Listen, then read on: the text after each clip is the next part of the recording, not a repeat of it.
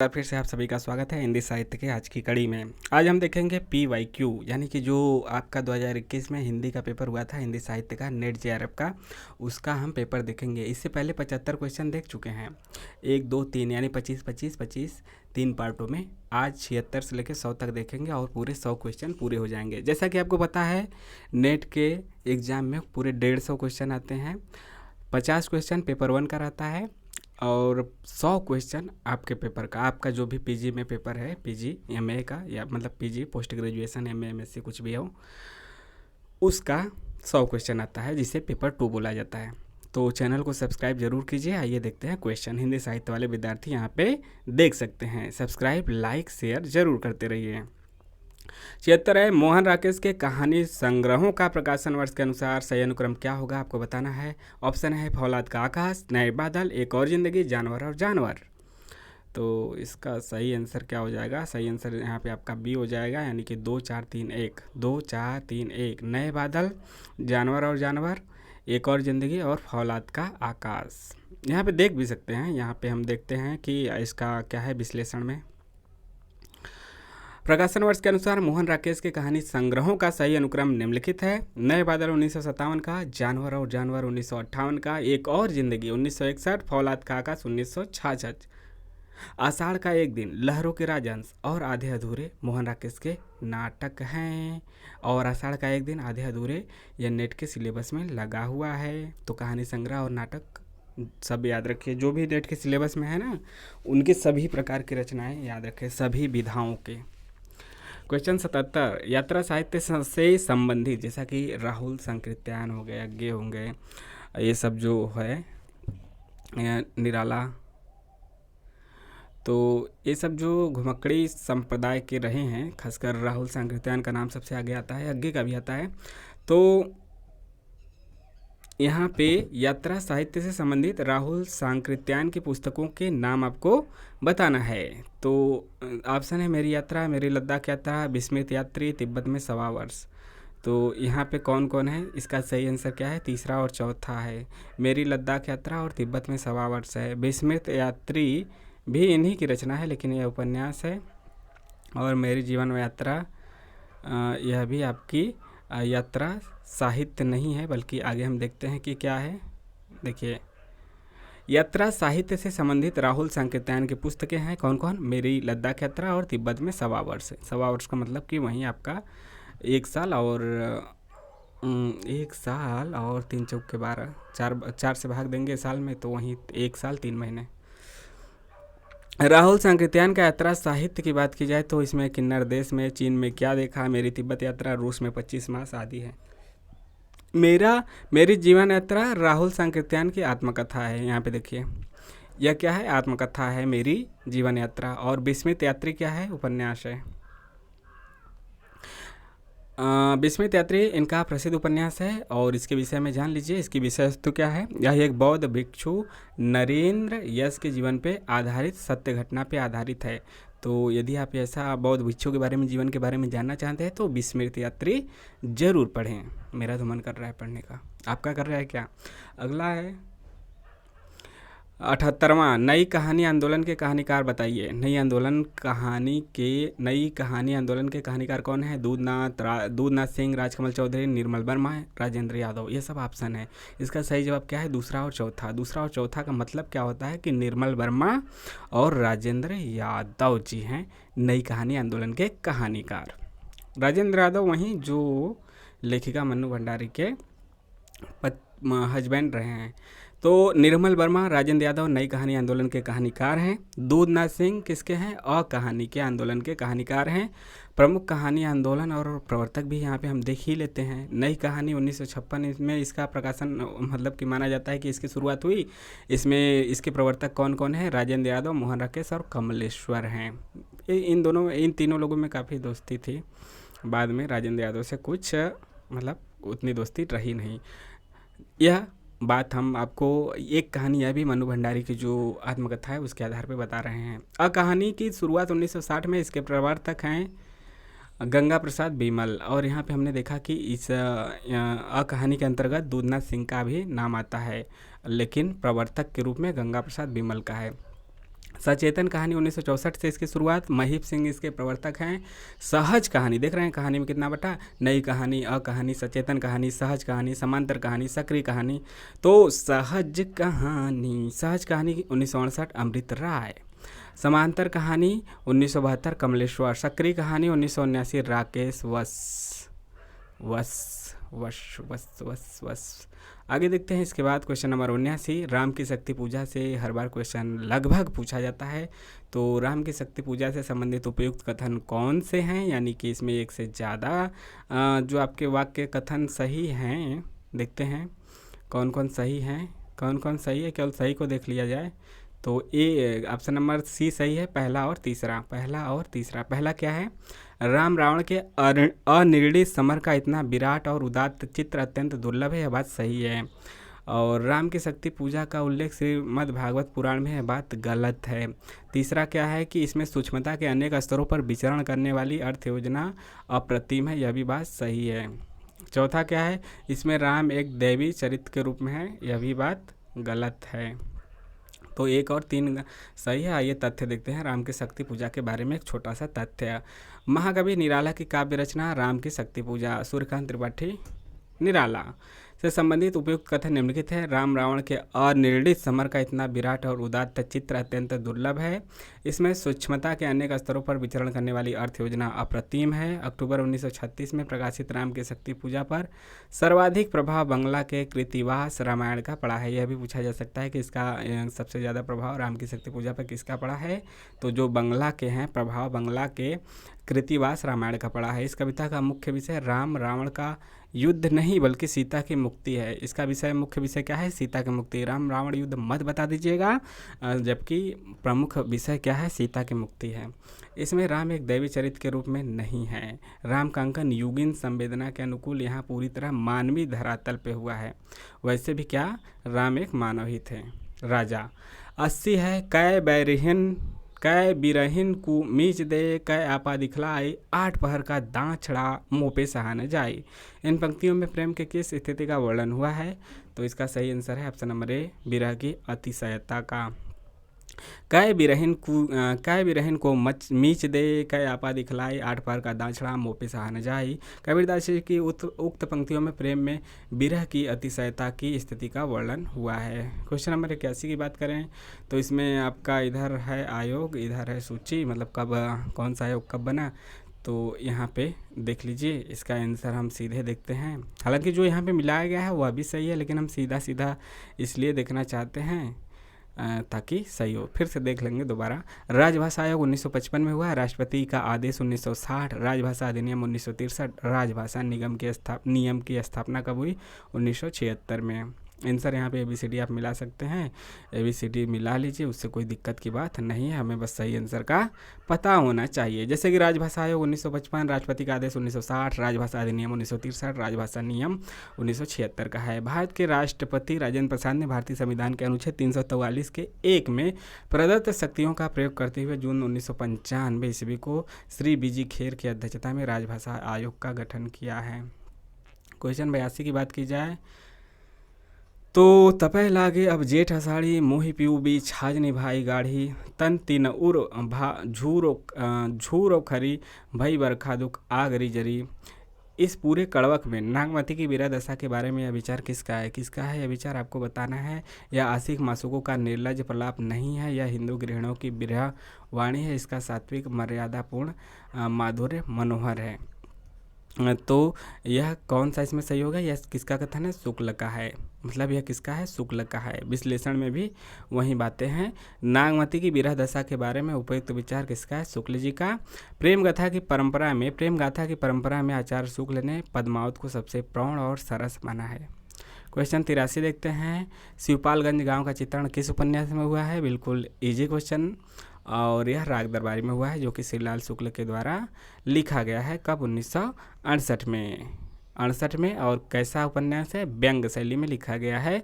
इसके प्रमुख पात्र की बात की जाए तो वैद्य जी हैं, रूपन बाबू हैं, बद्री अग्रवाल हैं, रंगनाथ आदि इस उपन्यास के प्रमुख पात्र हैं। राग दरबारी के संदर्भ में गोपाल राय क्या लिखते हैं? लिखते हैं कि राग दरबारी उत्तर प्रदेश के पूर्वांचल के एक कस्बा, उत्तर प्रदेश का है, पूर्वांचल का है, यानी कि यहीं आपका वाराणसी से लेके बलिया, देवरिया, गाजीपुर, ये सब इलाका। और राग दरबारी उत्तर प्रदेश के पूर्वांचल के कस्बा नुमा गाँव, कस्बा नुमा का मतलब कि आधा जो गाँव से आधा शहर से जुड़ा हो, दोनों के बीच की कड़ी हो। तो कस्बा नुमा गाँव शिवपालगंज की कहानी है, उस गाँव की ज़िंदगी का दस्तावेज जो स्वतंत्रता प्राप्ति के बाद ग्राम विकास और गरीबी हटाओ के आकर्षक नारों के बावजूद घिसट रही है। जुलूस 1966 की रचना है और आपका यह 1968 का। तो जुलूस रेणु का उपन्यास है, याद रखिए, जिसमें गोडियर है, यह भी याद रखिए, इसका यह भी पूछा जा सकता है। गोडियर मतलब कि इसका संबंध जुलूस का जो रेणु की तरह लिखा गया है, इसका विषय वस्तु क्या है? तो गोडियार जो कि पूर्वी बंगाल गांव से विस्थापित एक युवती है जो कि पवित्रा है, पवित्रा युवती पवित्रा को केंद्र में रखा गया है। इसमें गोडियर पूर्वी बंगाल में है, पूर्वी बंगाल का एक गांव है, उससे विस्थापित एक युवती को केंद्र में रखा गया है। किसको? युवती कौन है? पवित्रा। क्वेश्चन नंबर 84, सूर्यकांत त्रिपाठी निराला के बारे में शुक्ल जी की क्या स्थापनाएं हैं? तो इसमें हम केवल सही आंसर देखेंगे। सही आंसर कौन सा है? सी है। सी का मतलब कि पहला और चौथा, सी का मतलब कि पहला और चौथा, पहला और चौथा का मतलब कि पहला यहाँ पे है।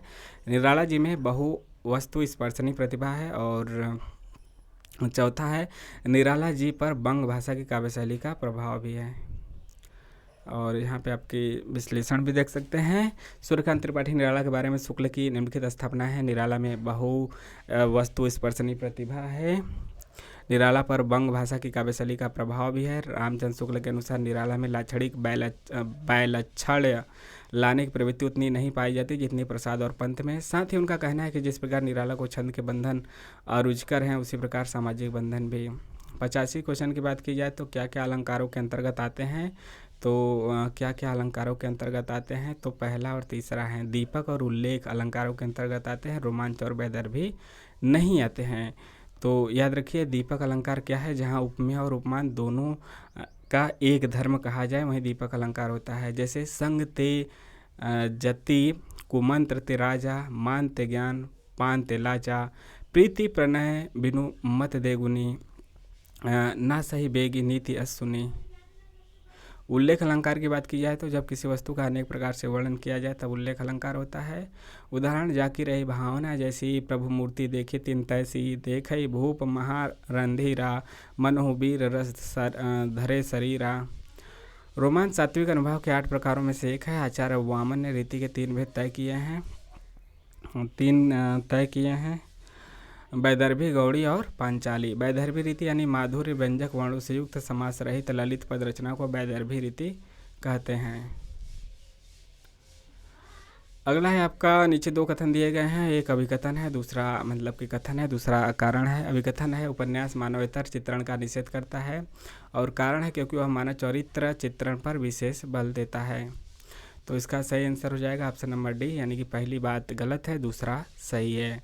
उपन्यास मानवेतर चित्रण का निषेध करता है, ऐसी बात नहीं है। कारण की बात ही नहीं, जब एक गलत एक सही हो गया तो।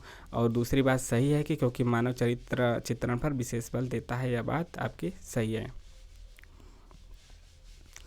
क्वेश्चन नंबर 87 की बात करें तो कामता प्रसाद गुरु के अनुसार निम्नलिखित का हिंदी भाषा की उत्पत्ति के अनुसार सही क्रम क्या होगा? तो इसका सही आंसर होगा ऑप्शन नंबर 1, 1, 2, 3, 4, यानी कि इसी क्रम में है। सौरसेनी, नागर अपभ्रंश, पश्चिमी हिंदी और वर्तमान हिंदी, इसी क्रम में है। देखिए यहाँ पे यदि देखा जाए तो सौरसेनी के बाद नागर अपभ्रंश, फिर पश्चिमी हिंदी, वर्तमान हिंदी। कामता प्रसाद गुरु के अनुसार हिंदी भाषा की उत्पत्ति का अनुक्रम है। यहाँ पे मतलब इस क्वेश्चन का तो यह हो गया अनुक्रम, और पूरा देखा जाए तो पूरा एक तरफ से देखा जाए तो प्राचीन संस्कृति, संस्कृति का मतलब प्राचीन संस्कृत, फिर लौकिक संस्कृत, फिर पहली प्राकृत, दूसरी प्राकृत जिसे कि पाली भी कहा जाता है, फिर उसके बाद सौरसेनी, फिर अर्धमागधी, फिर मागधी, फिर नागर अपभ्रंश, फिर अर्धमागधी अपभ्रंश, फिर पश्चिमी हिंदी, पूर्वी हिंदी, फिर इसके बाद आपका वर्तमान हिंदी। ऐसी धारणा है, यह क्रम याद रखें, ग्रामर मजबूत हो जाएगा आपका। क्वेश्चन नंबर 88, यानी कि ऐसा यदि आपने बता दिया तो किसी को भी लगेगा कि हाँ हिंदी ग्रामर में हम जानते हैं। किसका संबंध मनोविश्लेषणवाद से नहीं है? यानी कि इसमें से 3 का है, 1 का नहीं है। तो ऑप्शन नंबर बी यानी कि पाठ संरचना का संबंध मनोविश्लेषणवाद से नहीं है, जबकि काम वृत्ति अहम और मनोविश्लेषण पद्धति का है। और मनोविश्लेषण के प्रमुख प्रवर्तक कौन है? Freud, Sigmund Freud. फ्रायड ने मानव मन का गहन अध्ययन करने के बाद जिस सिद्धांत का निरूपण किया उसे ही मनोविश्लेषणवाद कहा गया है। फ्रायड ने मन पर शासन करने वाली 3 शक्तियाँ बताई हैं, कौन कौन? इदम, अहम और परम, यानी कि पराअहम कर सकते हैं, इदम, अहम और पराअहम। इनमें से इदम का संबंध काम प्रवृत्ति से है, जिसे फ्रायड ने लिबिडो कहा है। अहम इदम का वह अंश है, अहम इदम का अर्थ हमने काम प्रवृत्ति माना, तो अहम क्या है? अहम इदम का वह अंश है जिसका विकास बाहरी पर्यावरण में होता है।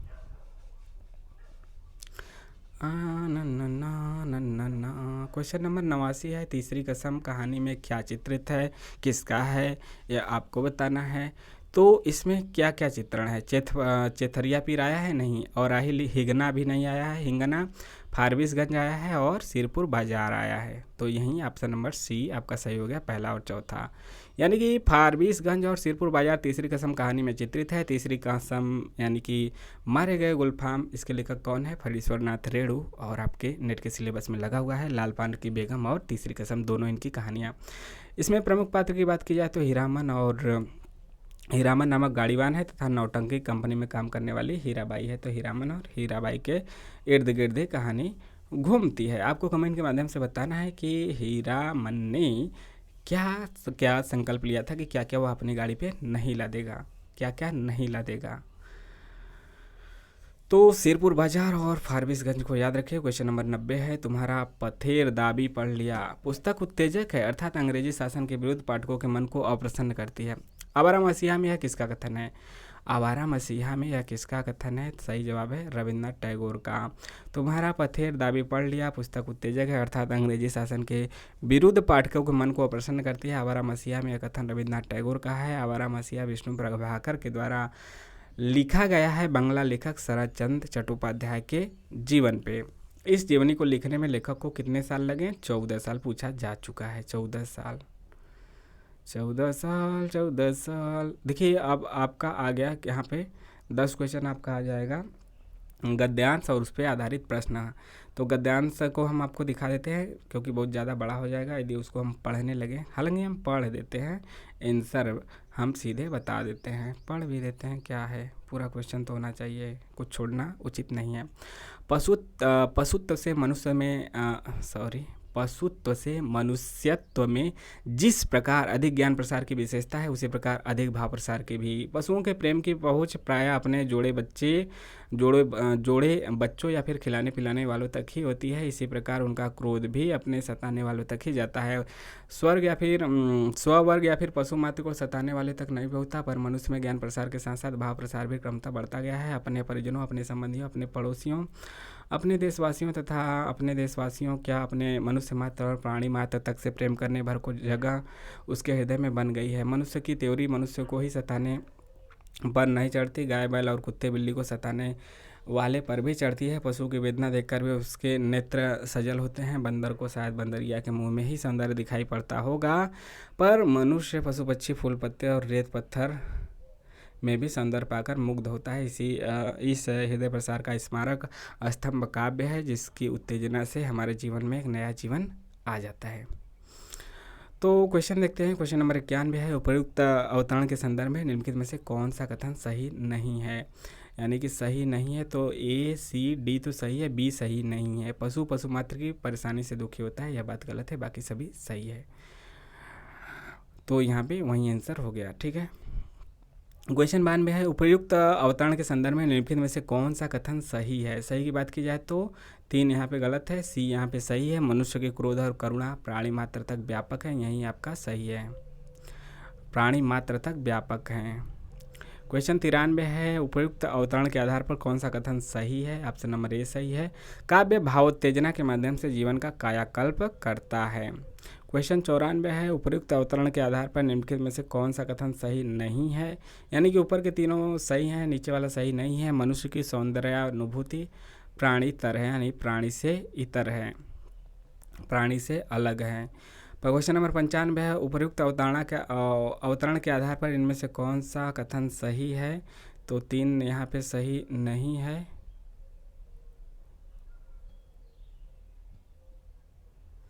यहाँ पे 3 यहाँ पे आपका सही नहीं है, डी यहाँ पे सही है। मनुष्य का प्रेम और द्वेष पशुओं से अधिक व्यापक है।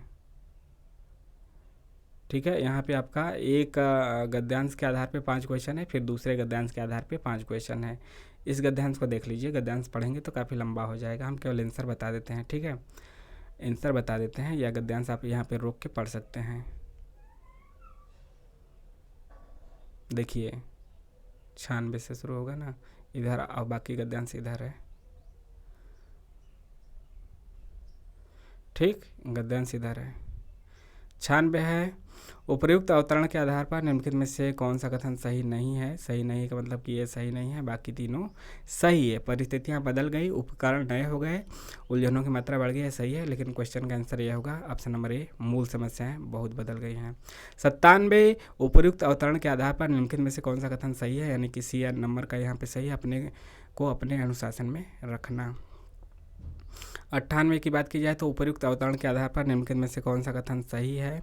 नए अनुसंधान के बावजूद हमें अपनी परंपरा की अच्छी बातों को बचाकर रखना चाहिए, यह बात सही है। 99 है। उपर्युक्त अवतरण के आधार पर कौन सा कथन सर्वाधिक उपयुक्त है? पुराने को विवेकपूर्ण ग्रहण करना चाहिए, पुराने को विवेकपूर्ण ग्रहण करना चाहिए। क्वेश्चन नंबर 100 है। उपर्युक्त अवतरण के आधार पर कौन सा कथन अनुपयुक्त है? हम अनधीनता के रूप में सोचने के अभ्यस्त हैं। अधीनता नहीं, अनधीनता, अधीनता का उल्टा। तो यहाँ पे हो गए 100 क्वेश्चन कंप्लीट। ठीक है, लास्ट में हमने गद्यांश नहीं पढ़ा, उसको आप देख के आंसर आसानी से दे सकते हैं। गद्यांश में लगभग 90% से ऊपर ही सही होता है, यानी कि 10 क्वेश्चन है तो आपका वहाँ पे 9, 8, 9 तो आसानी से सही हो जाता है। और आपने बहुत अच्छे से समझ के कर लिया तो ऑलरेडी 10 में से 10 सही हो जाता है। कितना भी खराब हुआ तो 7-8 तो सही होगा ही। और आपका 9 सही होता है, 8 भी सही होता है ना, तो आपको खुश होना चाहिए, क्योंकि 1 या 2 तो गलत हो ही जाता है। कोशिश रहे कि पूरा का पूरा सही हो, एकाध गलत हो जाए तो कोई बात नहीं। ठीक है, 9 तक हो जाए तो काफ़ी ठीक है। तो आपको कैसा लगा ज़रूर बताइए, और चैनल को सब्सक्राइब, लाइक, शेयर भी करते रहिए। मिलते हैं नेक्स्ट वीडियो में। जय हिंद, जय भारत।